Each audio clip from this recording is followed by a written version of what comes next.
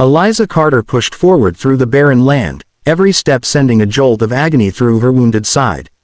The sun beat down on her cracked skin, and the plains stretched endlessly in all directions, with no sign of shelter, only heat, dust, and the soft, frightened whimpers of the newborns she held close. One infant stirred against her chest while the other weakly pawed for milk she could barely provide any more. She whispered comforts through trembling lips, telling them they were strong, telling them Mama wouldn't give up. Yet, deep inside, she feared she already had.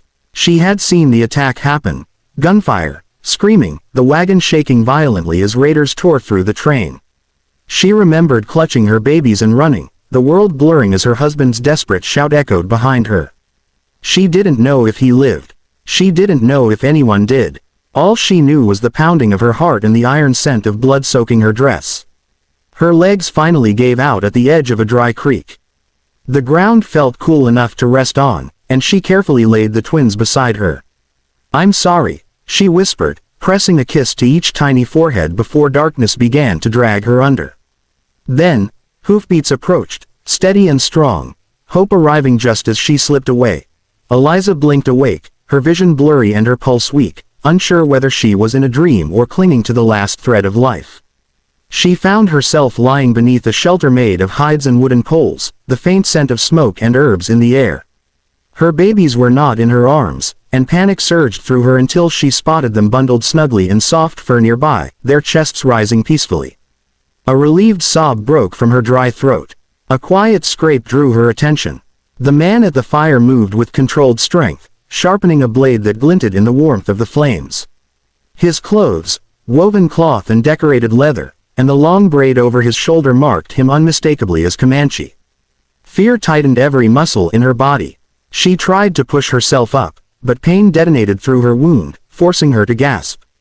At once he set the blade aside and knelt closer, his palms raised to show he meant no harm. His voice was deep but gentle as he spoke slow English, telling her his name, Dakota. He explained that he had found her collapsed in the dirt, dying. He had tended her wound, fed her children with goat milk, and kept watch through the night. When she asked, trembling, why he would save strangers, his gaze lingered on the twins. "Because every child deserves a chance," he said softly. "And every mother deserves help." Days passed in a fragile rhythm of care and cautious trust. Dakota hunted and foraged, returning each evening with fresh game and wild herbs. He treated Eliza's wound with skillful hands, binding it tightly, whispering instructions she struggled to remember. The twins, delicate and fragile, thrived under his care, their tiny bodies growing stronger with every passing day. Eliza, once certain she would not survive, began to find strength in small victories, holding her babies without faltering, walking to the creek to wash, even laughing softly at Dakota's quiet humor. He shared fragments of his own story, tales of loss and survival, of a family scattered by sickness and violence. In those stories, Eliza felt a mirror of her own pain, and slowly, a bond formed, not of words, but of shared understanding.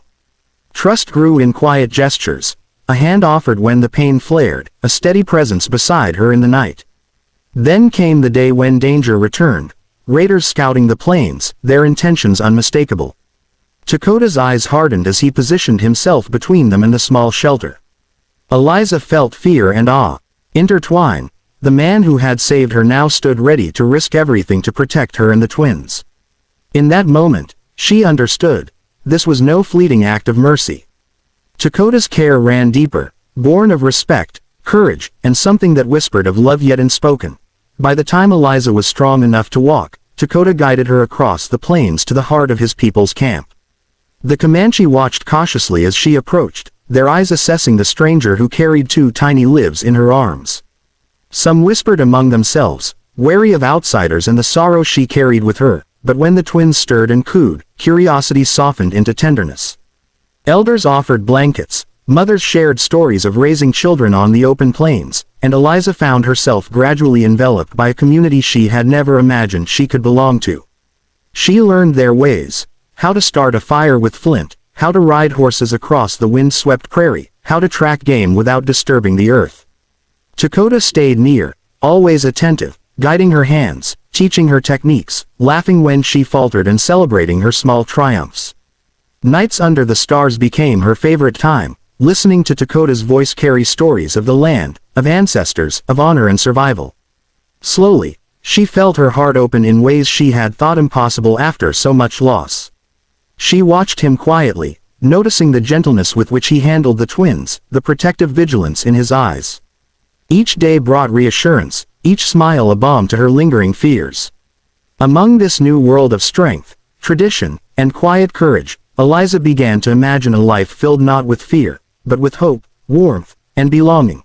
Winter's chill crept over the plains, frosting the tips of grass and turning the creek to ice, but the fire in Dakota's camp burned steady and warm. He took Eliza's hand and led her beneath the circle of ancient trees that marked the sacred heart of his people. The twins slept in soft firs nearby, their small breaths rising in the cold air, and Eliza felt the weight of the past months settle over her. Fear, pain, loss, and now, something entirely new, hope. Dakota spoke with quiet certainty, his gaze steady. "You may return to your people if that is your choice," he said, voice carrying over the wind. "But these children, and you, have a place among mine. If you would allow it." Her heart pounded, and she looked down at the babies, then back to the man who had saved their lives. Every scar, every sleepless night, every moment of fear had led to this. Tears ran freely as she whispered, "We choose you." Relief and joy softened Dakota's stern features, and he placed a protective hand over the twins, his other hand reaching hers. "Then from this day, you are family. You are home," he said, his words carrying promise and permanence. In that moment, surrounded by the vast plains, the warmth of fire, and the quiet strength of the Comanche people, Eliza understood that survival had given way to belonging, and love had quietly, inexorably, taken root.